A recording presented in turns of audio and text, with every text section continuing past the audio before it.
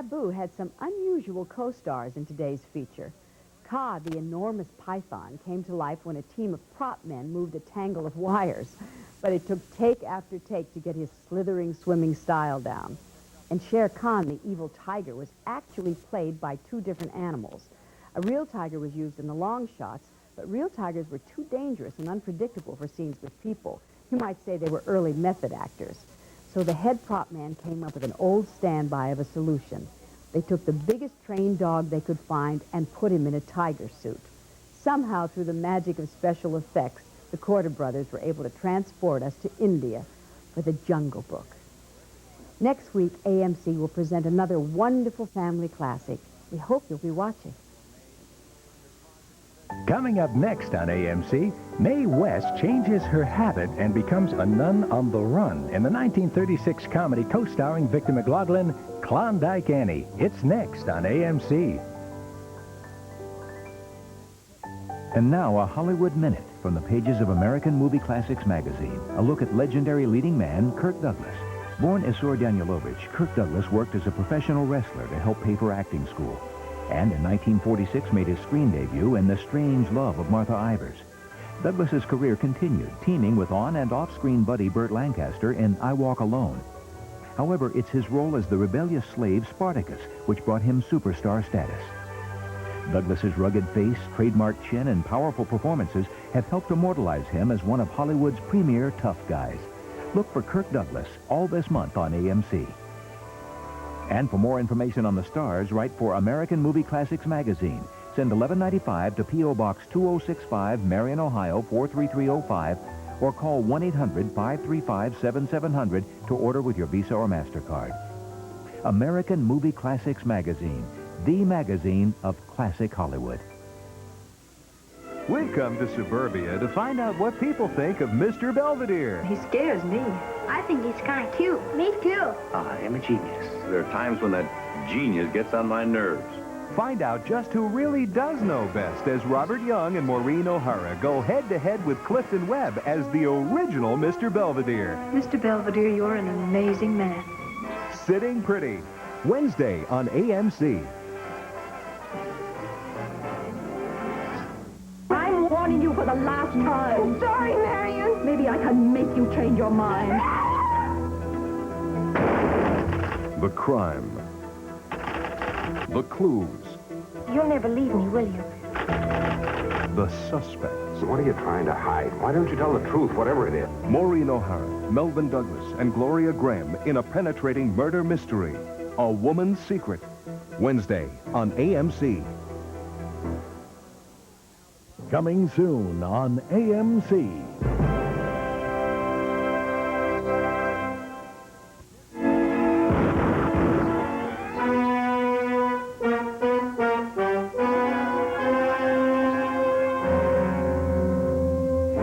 You're a copper's girl. Who told you that? He was here looking for you, and you'd better stay away from me. Veronica Lake, who burst on the screen like a blonde bombshell. Alan Ladd, who's dynamite with a gun or a girl. Together, they blast all screen traditions in This Gun for Hire. Drama-packed story of Philip Raven, whose search for vengeance on the man who betrayed him puts 100 policemen on his trail and forces him to hide behind a girl. Watch it, copper. It's Raven. Do what he says. You stay where you are. There's a dragnet out for you, Raven. It won't do any good to hurt her, so use your head. You better stay put. Who trusts anybody? You couldn't very well complain to the police, could you? I'm my own police. What would you do? First, I'd find out who you're stooging for. And I'd give him what I gave Baker. Don't I? I can't stand violence. Then I'd whittle off a little of that blubber. You still want that stuff from Gates? Of course I do. Help me out of here, and I'll get it for you. What was that hot air last night? That flag waving. Okay, I'll shoot it out with him, and I hope your copper gets the first slug.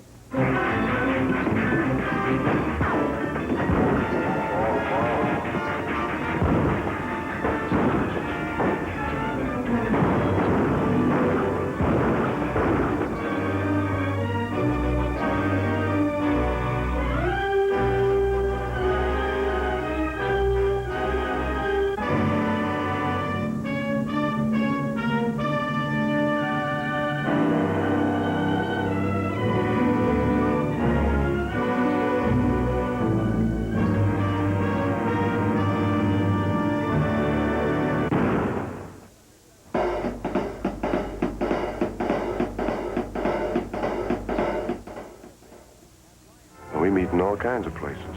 A man trapped by his past. A woman with an uncertain future. I didn't know what to do. I was always afraid of him and afraid of what I'd done. They share a loyalty that could destroy them both. You owe me something. You'll never be happy until you square yourself. Robert Mitchum, Jane Greer, and Kirk Douglas in a daring kind of love story, Out of the Past. Wednesday on AMC. We combed the waterfront and we're hauling in every man that could possibly know anything about it. The fear. If the killer is incubating pneumonic plague, he can start spreading it within 48 hours. The paranoia. Tell you the truth, I'm scared to death. I want to call Washington, start getting some help in. The manhunt. We showed you a picture of the man and asked if you knew him. You lied to us. Who was it? I don't know. If you told us the truth, there's a chance your wife might not have died. Who was he? No! Richard Widmark. I've seen this disease work. And I'm telling you, if it ever gets loose, it can spread over the entire country. And the result will be more horrible than any of you can imagine. Jack Palance in an Oscar-winning drama directed by Elia Kazan. Where's the stuff, Paulie? Where's the stuff? Listen, Doctor, I got a job to do. Just a routine sort of thing, like rounding up every possible suspect. Doctor, I want to take a look at him. You're on, Doctor. Get out of the way. Isn't his name Poldy? Put him down. I want to see him. Panic in the Streets. Thursday on AMC. Hi, this is Bob Dorian inviting you to join me for an evening of romance right here tonight on AMC. First of all, we board the French line in a lively musical that takes us all the way from Texas to gay Paris with Jane Russell. Then our evening of romance continues as we meet the man generations of women have swooned about in one of the world's most famous silent screen classics. That's The Sheik, starring the one and only Rudolph Valentino. I do hope you and I have a date tonight, only on AMC. His son has been captured by Russian spies. I'm here to get some action.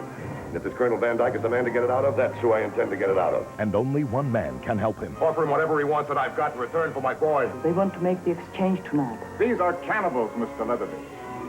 Head-hunting, bloodthirsty cannibals who are out to eat us up. Gregory Peck and Roderick Crawford star in the Cold War espionage thriller, Night People. Premiering Sunday, April 5th at 7 p.m. Eastern, only on AMC. Give him a good show and always travel first class. You've known him as a good guy. I played some maniacs and some scoundrels and a couple of drunks. A tough guy. I tried as much as I could not to repeat myself and to get into the character field. And a regular guy. Now get to know the man behind the legend in Professor Richard Brown's unique series, Reflections on the Silver Screen, Gregory Peck. Saturday on AMC.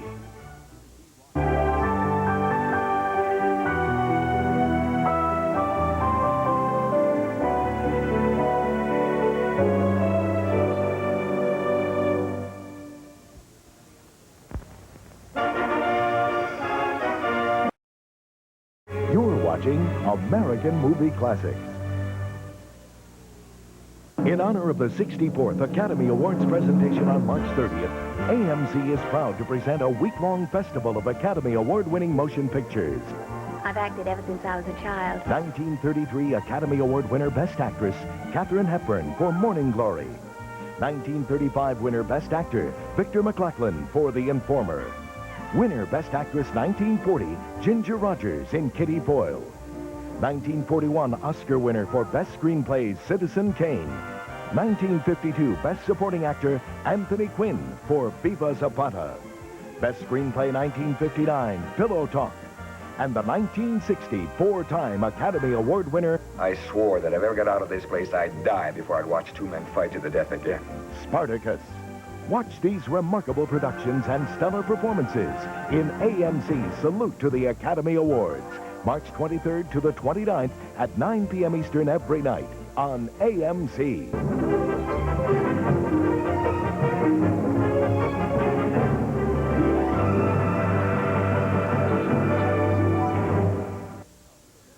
Most Hollywood actresses were content to be actresses. They learned lines written by others. They depended on their directors and producers to handle all the details of movie making.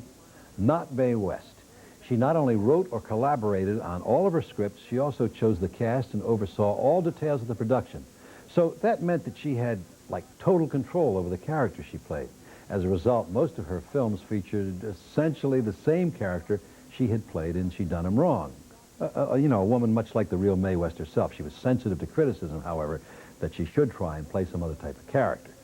But she didn't feel that she had anything to prove. That brassy, adorably bawdy person she played continued to please the audiences, so she saw no reason to change it. She told her critics that if she thought it was time to prove that she could do something besides wisecracks, she'd do it. But she just didn't feel the time had come. Well, executives at Paramount had no problem with that character. I mean, it was a proven crowd pleaser.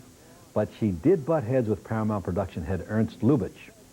The script that she had written for Klondike Annie was so focused on her that the leading man, Victor McLaglen, had almost nothing to do. So Lubitsch reminded Mae West that good scripts can have two major roles, a male and a female, and he pointed out that Shakespeare had written Romeo and Juliet, to which Mae West replied, well, Shakespeare had his style. I have mine. And she certainly does. Here she is in Klondike Annie.